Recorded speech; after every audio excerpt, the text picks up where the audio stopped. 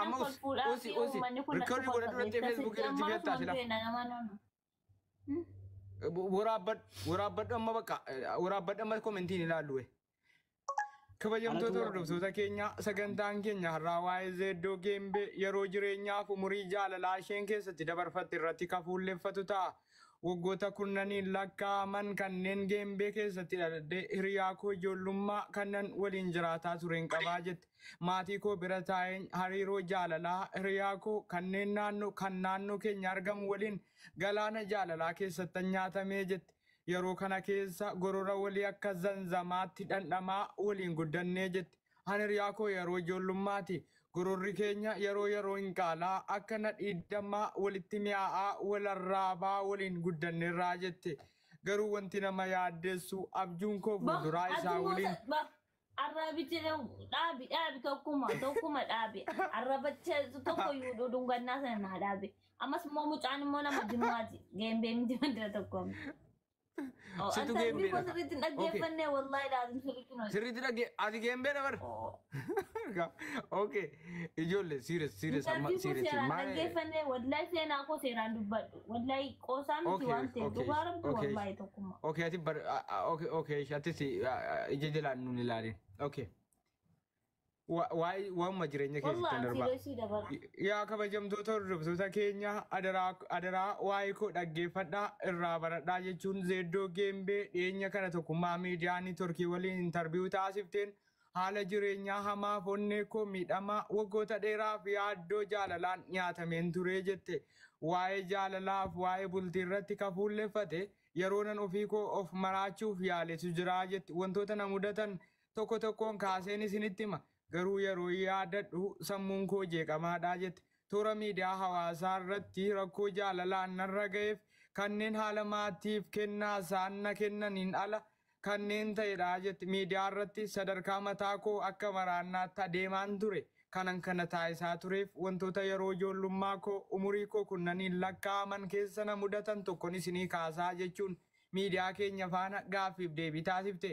Miidiyaa keenya yeroo gaaffiif deebii taasiftutti umurii koo ijoollummaan jaalallee tokkoon qaba. Kanneen akkam wal jaallannu wal barree innis na jaallatutti waggoota muraasan hariiroo jaalalaa cimaa waliin dabarsaa turree jette. Maatiin kan koo garuu hiriyaa koo kanan harkatti hin jaallatan. An jaalala isaa dhugaa onnee koo guutuun kanan jaalladhu galaana jaalalaatti wajjin nyaatameeraa jette. Maatiin koo garuu isarraa adda bahee akka nama biraa filadhu bultiif akka nama biraaf na kennan irra deddeebiin na tuttuqaa turanii jette. Haaluma kanaan wal qoccollii keessa osoo jirru maatiin koo dabarsee nama biraaf na kennee jette. Qaalii koo didda taanaan ati ilmoo koo miti. Kanaaf naman sii filadhee nama bultiisii ta'u natu beeka. Jaalallee kee duraa dhiisii abbaa warraa gaarii si argineerraa jechuun naman fedhiisaaf jaalala isaa gonkuman qabnetti qabanii na kennanii jette. Waggoota muraasan darban kaana hidhachuun wal qoccollii jireenyaa jaalalan isaaf hin qabne giddiin of qobsiisuuf yaalaan ture. Garuu milkaa'uu hin dandeenye jette. Jaalallee koo ganamaa kanan waliin taphataa guddadheef yeroo ijoollummaa wajjin jiraataa ture qalbiin koof qaamni koo isuma qofaawwaa jette. Kanneen maatiin koo itti na kennan kana gonkumaa itti wajjin jiraachuu hin dandeenye. Waggoota muraasan darban kaana hidhatee waggootaan kalakkaa'amu eega waliin teenye yeroo naa bilbilee itti dubbachuus ta'e jalaa kaasuu baay'ee naaraa jette.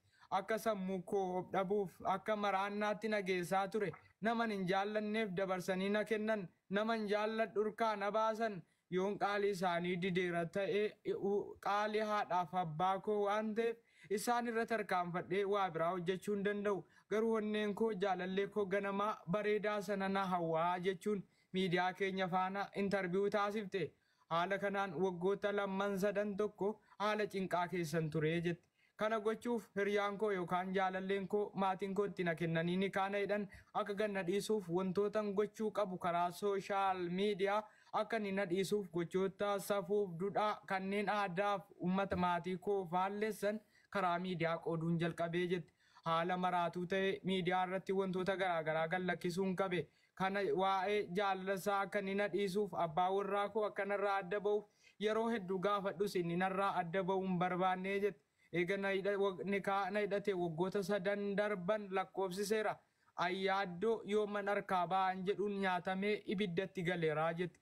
sammuun koo guyyaarraa gubataa ta'a. Yoon nyaadhes yaaddoon nyaatamaa, yoon dhuges galaana yaaddootti nyaatamaan jiraataa ture jette. Haala kanaan waggoota 3 eegan lakkoofsisee toora miidiyaa hawaasaa irratti suuraawwan faallessaa aadaa amantaaf duudhaa maatii kiyyaa ta'an gallakkisuun eegalee jette. Kana gallakkisaa tureef haasawwan duudhaaf amantaa faallessan kanan dubbataa tureef akka jaalalleen koo kan nikaana hidhate sun nikaanarraa buusuuf akka na jibbuuf wantoota gurguddaa hojjedheeraa jette. Wantoota sana keessaa toora miidiyaa hawaasaatti bahu wantoota narraan eegamnee fi wantoota narraan barbaachifne hojjetaan ture kanneen safuu cabsan kanneen nama yeellaasisanis ta'e wantootan hojjetaa ture guutummaatti hin beeku. Garuu kana hojjetaa tureef akka abbaan warraa koo kan nikaana hidhate sun nikaasaa narraa buusuufii jette. Haala kanaan dhamaatii waggaa muraasaa booda nikaasaa ofirraa buusuuf maallaqa na barbaachiseeraa jetti. Haala kanaan eega waliin ta'aa ture wal'aansoo jireenyaaf isarraa adda ba'uuf wantoota gurguddaa taasisaa ture eega milkaa'uu dadhabe karaa seeraan nikaasaa ofirraa buuseef jireenya haaraa eegaluuf murteessee jette. Wanna sin ajaa'ibu keessaa jaalallee koo ganamaa kanneenan qalbiin koof onneen kootti cabe hanga yoonaa inni jiraachuuf qalbiin koo achi jiraatullee isaa wal argachuun karaa dheeraa daandii koo jireenyaaf qormaata keessa seensisan nutti na seensiseeraa jette. An sammuun koo isarraa eegadda bahee waa'ee jaalalaaf bultii guutummaatti dagateera. Irra deddeebiin of yaadachiisuuf yaalullee guutummaan guututti milkaa'uu hin dandeenye jetti. Waa'ee jaalallee ishee kanneen maatiin ishee nikaa hidhaniif ofirraa buusuuf maallaqan biyyoota Arabaa keessa hojjetadhee ergeen nikaasaa ofirraa buusisiisee jechuun miidiyaa keenyaaf eeruu kennite. Haala kana biyyaa ba'uuf wantootni sababa naa ta'an ijoon waan maatiin koo fedhii koo dhala na kennaniif jecha karaaleen irraan addaan bahu waanan barbaadaa jiruuf biyyaa ba'uuf murteesseeraa jette. Yaa kabajamtoota hordoftoota koo wanni isin narraa hubachuu qabdan yeroo darbes na hordofaa turtan yaaddoo sammuu xiinsammuun nyaatamee halkaniif guyyaa yaaddoon guutamee yeroon kolfee taphadhu dhugaa na seetu keessi koo madaa imimmaaniin dhiiga buusaa akka kanaan jiraataa jiraa jetti.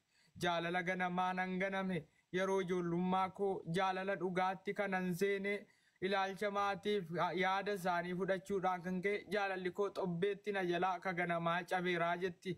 Garuu jaalala jarritti na kennan jaallachuu hin dandeenye. Onneen koo ganama cabe deebi'ee hin fayyine jetti. Doktoroota na wal'aanan gonkumaa argachuu hin dandeenye.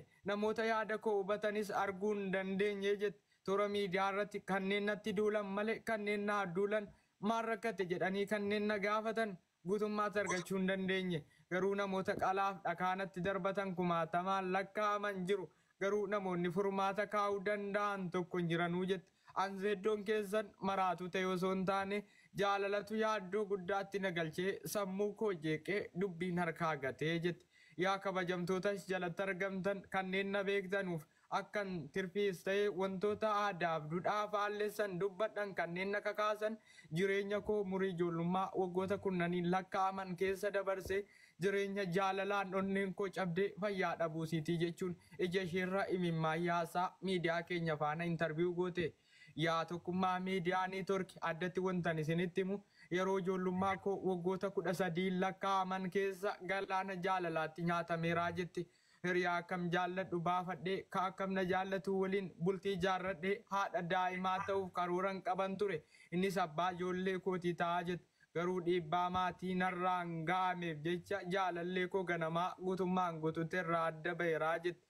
Kanaaf mala koo hanga yoonaatti fedhii heerumaas ta'e jaalalaa guutummaan guutuutti na keessatti collogeera yaaddoo nyaatamuu malee waa'ee bultii yaaduu dhiiseeraa jechuun imimmaan maddii sirra gayyaasaa miidiyaa keenyaaf deebii kennite.